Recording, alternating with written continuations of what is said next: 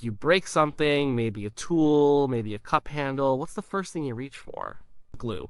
It's in our kitchen drawers, our workshops, our offices. We use it to fix things, to build things, to hold our world together. It's so common we don't even think about it. But imagine a time before tubes of superglue, a time before any kind of store. Imagine being on a cold, windswept plain 200,000 years ago. Your life depends on your tools. Your spear point is a piece of sharpened flint. Your handle is a stick. How do you join them? How do you make them one strong, reliable tool? You can't just tie them together with vine. It won't hold when you thrust it into a large animal. You need something more. You need an adhesive. You need glue. The amazing thing isn't that they needed glue. It's that they figured out how to make it. And not just any simple glue. They created a complex, high-tech adhesive, a kind of prehistoric superglue. They did this using nothing but fire, stone, and materials from the world around them. The story of this glue isn't just about sticking things together, it's about the evolution of the human mind. It's a clue that tells us our ancient relatives were far more intelligent and creative than we ever used to believe. For a long time, the common picture of our ancestors, especially Neanderthals, was pretty grim. We imagined them as brutish, hunched-over cavemen. We thought they were driven by instinct, not intellect. They were the evolutionary dead end, the ones who didn't make it. Our own species, Homo sapiens, were the smart ones. We were the ones with the big brains, the art, the complex tools. That was the simple story we told ourselves. But archaeology is a patient science. It uncovers truths that rewrite our stories. And one of those truths was found clinging to the side of a stone tool. In the 1990s, at a site in Italy called Campitello, archaeologists found two flint flakes. They were old. Really old. About 200,000 years old. But the age wasn't the most interesting part. On the base of these stone tools, there was a black, tarry gunk, and on that gunk there was the faint impression of a wooden handle. It was glue. It was the adhesive used to haft a tool, to attach a stone point to a wooden shaft. Who made this tool? At that time in Europe, the only hominins around were Neanderthals. This wasn't the work of modern humans. It was the work of our supposedly simple-minded cousins. And this wasn't just any old glue. Scientific analysis showed what it was made of. It was birch bark tar. This is where the story gets really interesting. Making glue from something like pine resin is pretty straightforward. You find a pine tree, you collect the sticky sap that oozes out of its wounds. You heat it gently over a fire to make it softer and stickier. You might mix it with a bit of charcoal to make it stronger. It's a one-step process. You can see the resin, you can collect it, you heat it. It's intuitive. Birch bark tar is completely different. You can't see the tar in a birch tree. You can't scrape it off the bark. The tar is locked inside the cellular structure of the bark. To get it out, you have to perform a kind of chemical magic. You have to break the bark down with heat. But you have to do it in a very specific way. The process is called dry distillation, or pyrolysis. It means you have to heat the bark to a very high temperature, but without oxygen. If there's oxygen, the bark will just catch fire and burn to ash. You get nothing. So, how did a Neanderthal 200,000 years ago create a low-oxygen, high-temperature environment? They had to invent a kiln. They had to build a structure that would allow them to cook the bark to between 340 and 400 degrees Celsius, all while starving it of air. This is not a simple task. It's a multi-stage, complex process that requires planning, patience, and a deep understanding of materials and fire. Let's try to imagine how they might have done it. Archaeologists and experimental scientists have tried to replicate the process. They've come up with a few possible methods. One of the simplest, yet still ingenious, ways is the pit method. First, you dig a small hole in the ground. This will be your collection chamber. You might place a stone or a piece of pottery at the bottom to catch the tar. Then, you take sheets of birch bark and roll them up tightly.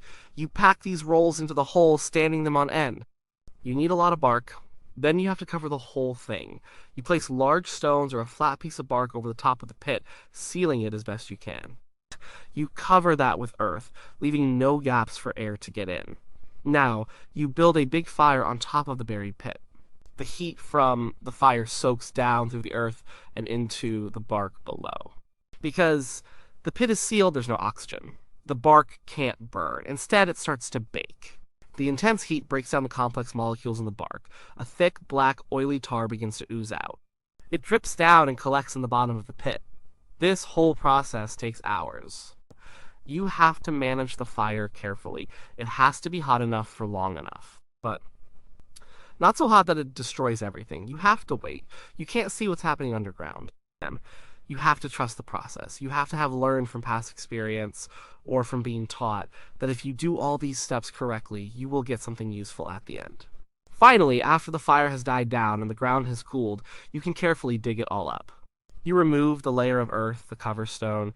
You pull out the charred, brittle remains of the bark rolls. And at the bottom of the pit, if you did everything right, you'll find a small, precious puddle of black tar. You might only get a few grams of it from a large fire, but that small amount is priceless. It's one of the best glues the ancient world would ever know. Think about the mental steps involved in this. First, you need to recognize that birch bark is a special material. Not just any tree bark will do. You need to identify the right trees. Then, you have to conceive of a process that is entirely non-obvious. You have to imagine that a hidden substance exists inside the bark. You have to figure out that heat is the key to releasing it, but that fire is its enemy. This is abstract thought. You're thinking about properties of matter that you can't see. You're working with concepts like temperature control and oxygen-free environments. You are, in a very real sense, a chemist. Then there's the planning and foresight. This isn't something you do on the spur of the moment. You have to plan ahead. You have to gather a large amount of bark. You have to find a suitable spot with the right kind of soil. You have to collect firewood. You have to dedicate a significant amount of time to the task, time when you can't be hunting or doing other things.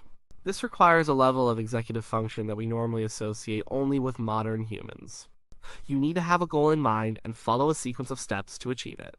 And what about trial and error? It's almost certain that the first attempts failed. Maybe the fire wasn't hot enough, maybe the pit wasn't sealed properly, and the bark just burned. Maybe the tar all soaked into the dirt. Someone, somewhere, had to experiment. They had to be curious, they had to observe the results, learn from their mistakes, and try again. This is the scientific method in its most basic form. Once the technique was perfected, it had to be passed on. This wasn't a skill you could just figure out by watching someone once. It would have to be taught. An elder would have to show a younger member of the group how to dig the pit, how to roll the bark, how to build the fire. They would have to explain why each step was important. This implies language. It implies culture. It implies a society where knowledge is valued and transmitted across generations. The discovery of this 200,000-year-old glue changed everything we thought we knew about Neanderthals. It showed they weren't just reacting to their environment, they were actively manipulating it in complex ways. They were engineers, they were thinkers, so why was this glue so important? What did they do with it? The primary use was for hafting tools. Imagine a simple flint hand axe. It's useful, but it's also hard on your hand. You risk cutting yourself. You can only apply as much force as you can generate with your wrist and arm. Now, take that same flint point and attach it securely to a wooden handle. Suddenly, you have a proper axe, or a spear. The handle gives you leverage. You can swing the axe with much more force, chopping wood more effectively. The spear can be thrown with greater accuracy and power, allowing you to hunt large animals from a safer distance. It transforms the tool from a simple object into a composite technology. This is a massive leap forward. A well-made spear with a hafted stone point is a game changer. It improves hunting success. It means more food, more security for the group. It might mean the difference between life and death. The glue was the enabling technology for this leap. It was the piece that held it all together, literally. The tar was also versatile. It's a thermoplastic. That means when it's cold, it's hard and solid. But when you warm it up, it becomes soft and sticky again. So, if a tool broke, you didn't have to start from scratch. You could just warm up the haft, remove the broken stone point, and stick a new one on. It was a repairable modular system. They could even use it to waterproof things like baskets or containers or to patch up holes in shelters. The evidence for this technology isn't just at that one site in Italy. Other discoveries have confirmed it. In Germany, at a site called Königsaue, a piece of birch bark tar was found that was around 80,000 years old. It even had a fingerprint on it, the fingerprint of a Neanderthal who had handled the pitch while it was still soft.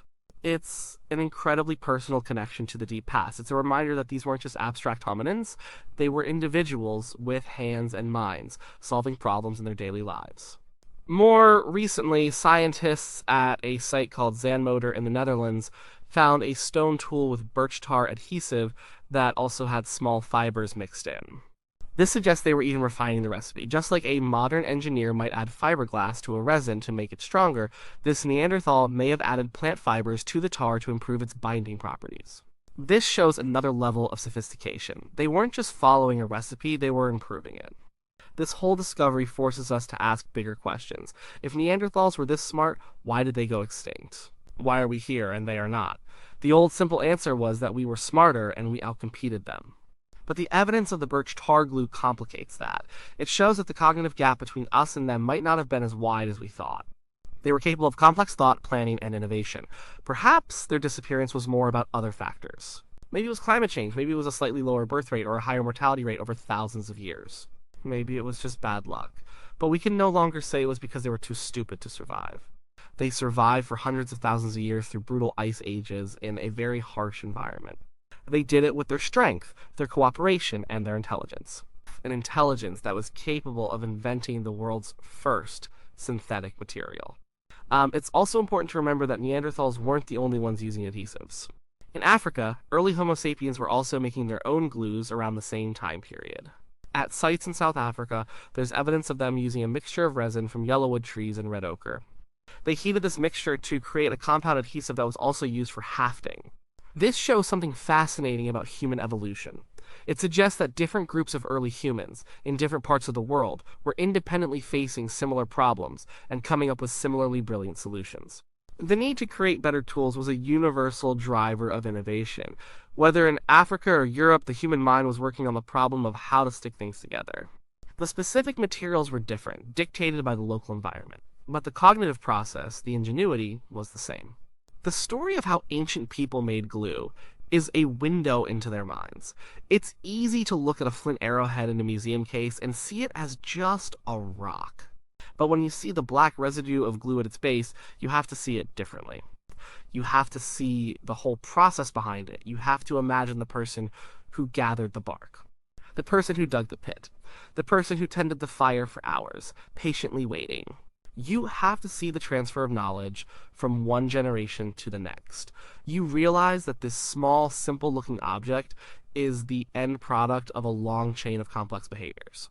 It represents a mental template, a shared understanding of how the world works. It's as much a product of mind as it is of hand. Today, our world is filled with complex materials and technologies. We have polymers, epoxies, and glues that can bond steel. We can send probes to other planets. We tend to see ourselves as the pinnacle of technological achievement, but the fundamental spark of ingenuity that drives us is not new. It's ancient. The same curiosity that made a Neanderthal wonder what was hidden inside a piece of birch bark is the same curiosity that drives a scientist to wonder what is hidden inside an atom. The same desire to make a better tool, to make life a little bit easier and safer, is a direct link that connects us to that person tending a smoky fire on a European plain 200,000 years ago.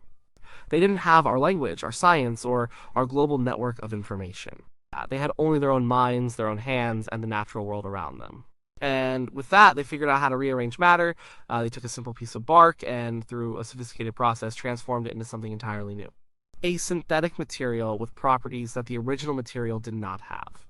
That is a profound creative act. It's the very essence of technology. It's about seeing the potential in the world, not just the reality.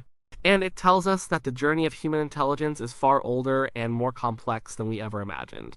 The next time you use a tube of glue to fix a broken toy or mend a chair, it's worth taking a moment to think about its origin. Think about that ancient recipe, not written in a book, but passed down through generations. A recipe of earth, bark, and fire. A recipe that demonstrates that the need to connect things, to build, and to create is one of the oldest and most deeply human instincts we have. It was there in the beginning, and it's with us still.